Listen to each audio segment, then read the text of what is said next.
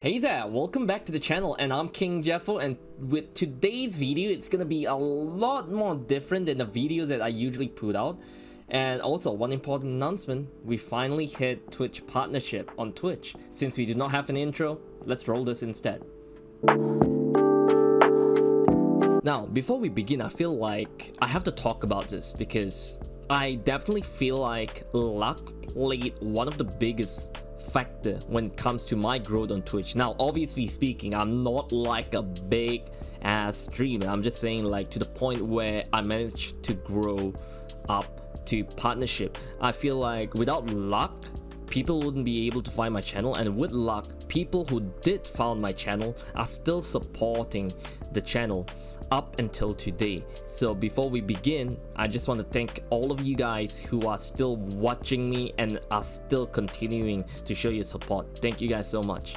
So before I started off streaming, I graduated from uni after finishing my studies with medical lab science, and during my internship I figured out that it's not really something that I want as a career path, because while in a medical lab setting, you're always tense up because you need to push out patient sample as soon as possible, and because of that tenseness, I guess, you just feel like the whole environment is so depressing and stressed out. So for me, that is definitely not the ideal path, because with any work there's definitely some kind of stress that comes with it, but with medical lab, for me, it's definitely not something that I want to do.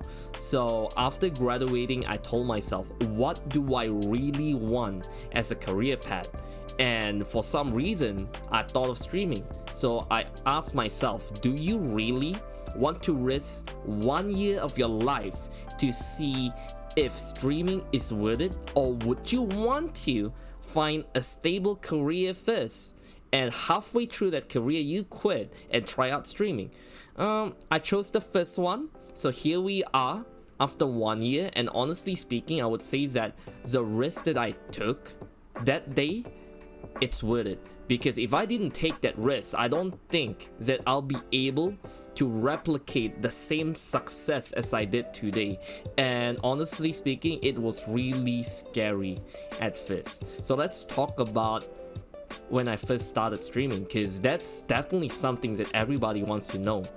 Alright, let's talk about when I first started streaming. Newsflash, I had 0 viewers back then, but I was smart enough to know that if I have 0 viewers, I need to figure out a way to bump myself up in the directory that I'm streaming from.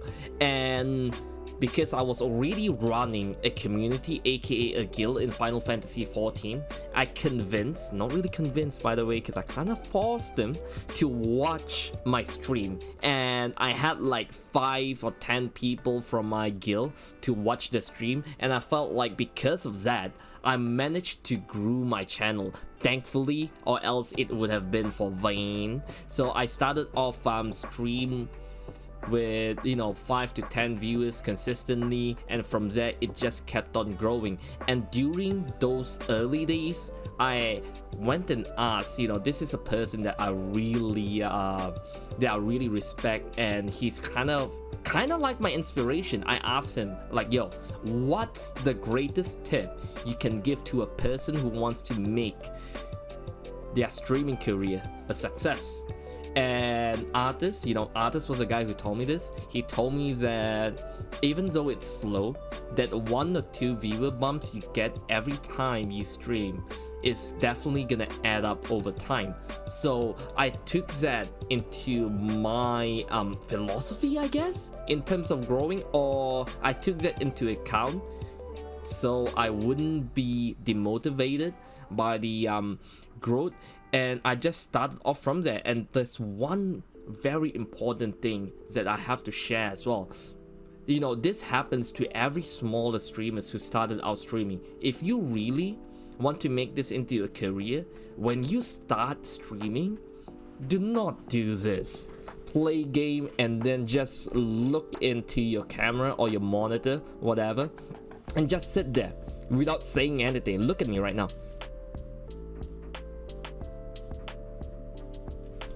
ask yourself, would you watch this full stream? Because definitely speaking, you're not gonna watch this fool sitting in front of his webcam playing game. There's no value to it.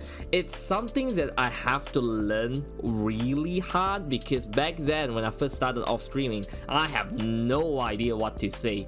I just feel like it's something that comes off naturally. The longer, or actually not the longer, the more you stream, the more you learn how to interact with your viewers on stream. It's definitely one of the key points when it comes to growing your stream. And if you can master learning to talk to yourself in front of a camera, I feel like you can definitely grow from there, for sure. So fast forward to Christmas, that's when I think my luck came in full effect, because that's the day when I got raided by Violent Destruction, one of the bigger Final Fantasy 14 streamer in the directory. And from that raid, people started to know about me, that I stream Final Fantasy 14, and that definitely helped me out a little to build my channel and also my community.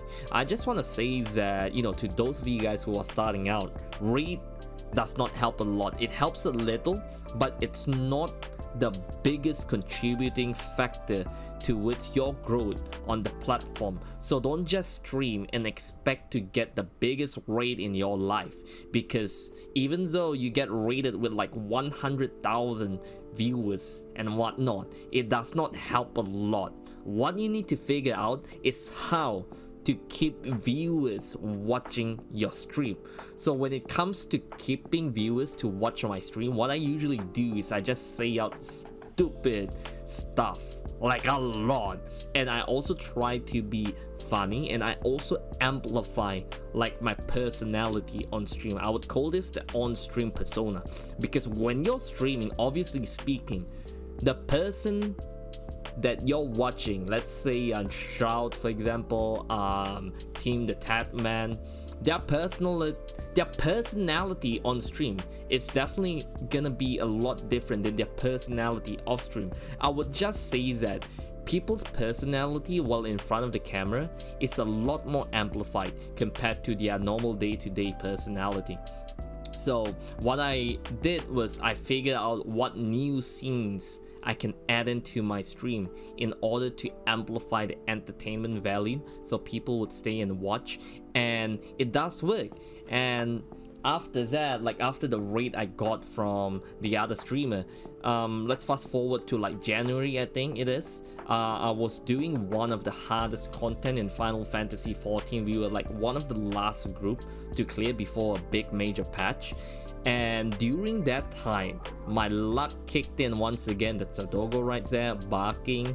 My luck kicked in again, and we had around close to 300 viewers watching us trying to clear the hardest content in the game. And that specific time there was no raid, so it was an organic view, and that was so incredible. When I first experienced that, honestly speaking, it made me shake, because I don't know how to interact with that many viewers, because during that time I was only streaming to like 20 to 30 viewers, and to have such a high bump up to close to 300 viewers, I was shaking. My legs was shaking as well. It was such an insane experience to have that many viewers coming onto your stream, watching you try to clear hard content. It's so insane.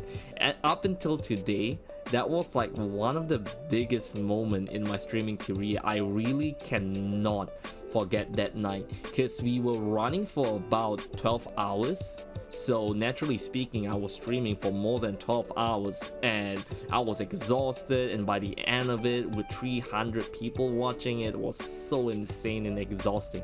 A really exhilarating experience for sure.